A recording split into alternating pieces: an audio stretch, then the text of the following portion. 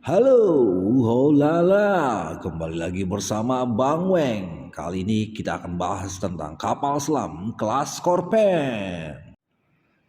Indonesia dan Novel Group telah terlibat dalam diskusi mendalam tentang rencana pengadaan kapal selam kelas Scorpion sejak tahun 2020. Berbagai pertemuan telah digelar antara pejabat senior Kementerian Pertahanan Indonesia dan eksekutif Novel Group, baik bertempat di Indonesia maupun di Perancis. Kalangan Perancis yang 30% sahamnya dimiliki oleh Thales ini juga telah melakukan sejumlah pertemuan dengan PT PAL Indonesia untuk menjajaki kemungkinan pembangunan kapal selam kelas Scorpion di Indonesia. Kini kapal selam diesel elektrik yang tidak digunakan oleh Marine Nasional ini telah masuk dalam rencana kebutuhan alutsista Kementerian Pertahanan dan tengah menunggu persetujuan pendanaan dari Kementerian Perencanaan Pembangunan Nasional atau Bappenas dan Kementerian Keuangan.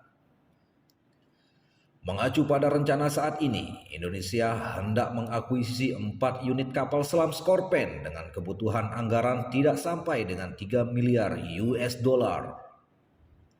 Pemilihan program pembelian kapal selam kelas Scorpion akan menggunakan fasilitas pinjaman luar negeri apabila disetujui oleh Kementerian Keuangan.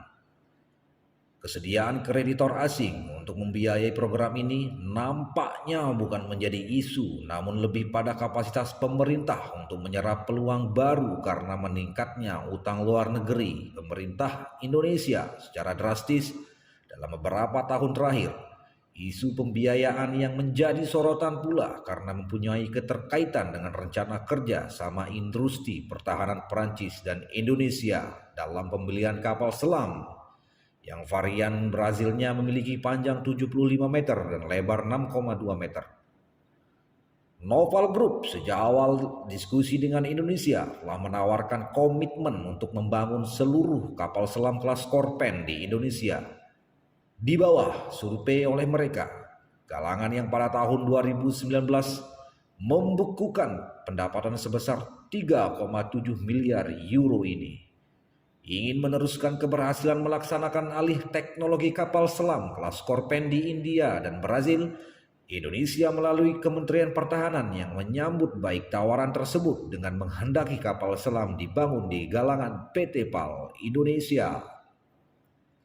Terlebih lagi, pemerintah Indonesia telah berinvestasi besar untuk membangun fasilitas kapal selam BUMN industri pertahanan ini.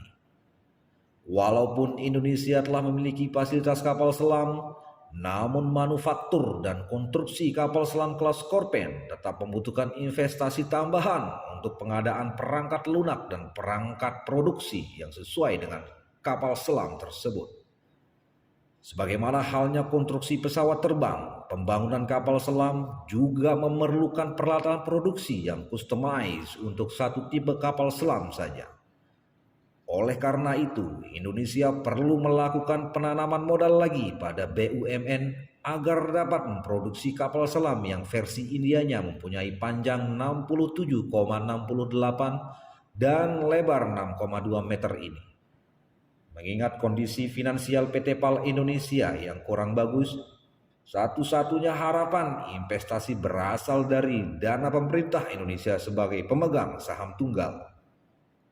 Terdapat kecenderungan kuat bahwa pemerintah Indonesia melalui Kementerian Keuangan tidak akan mengucurkan lagi dana penyertaan modal negara atau PMN kepada BUMN industri pertahanan hingga tahun 2024. Kementerian BUMN pun ingin agar BUMN industri pertahanan meningkatkan kerjanya setelah mendapatkan PMN beberapa tahun silam, baik di era Presiden Susilo Bambang Yudhoyono maupun Presiden Joko Widodo. Situasi keuangan negara yang sulit karena harus membelanjakan dana triliunan rupiah untuk mengatasi pandemi COVID-19. Sementara di sisi lain, pendapatan negara berkurang menjadi pelengkap situasi untuk kecilnya kemungkinan pengucuran PMN ke BUMN industri pertahanan. Dengan kata lain, harapan agar pemerintah Indonesia mengucurkan dana PMN untuk mendukung program pembangunan kapal selam kelas Scorpion peluangnya masih kecil. Lalu bagaimana solusi untuk mewadahi kebutuhan alutsista di satu sisi dan kewajiban observasinya?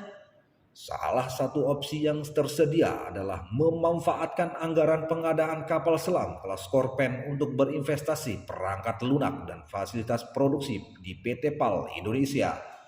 Dan apabila opsi ini dipilih, mungkin Indonesia hanya akan membeli 3 unit kapal selam kelas Scorpène, sementara dana untuk 1 unit lainnya dipakai untuk investasi tersebut.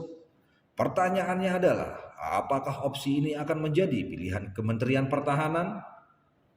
Opsi demikian membutuhkan persetujuan Kementerian Keuangan sebagai otoritas keuangan negara. Apabila lapangan banteng setuju dengan gagasan tersebut, maka sebagian pinjaman luar negeri yang diperuntukkan bagi pembelian kapal selam bantuan Perancis dapat digunakan untuk membiayai pengadaan perangkat lunak dan pembelian peralatan produksi untuk dibangun di Indonesia.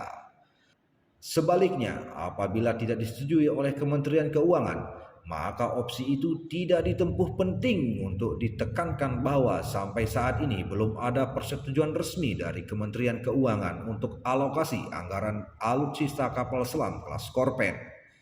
Jalan masih panjang dan kita nantikan apa yang akan terjadi di depan nanti.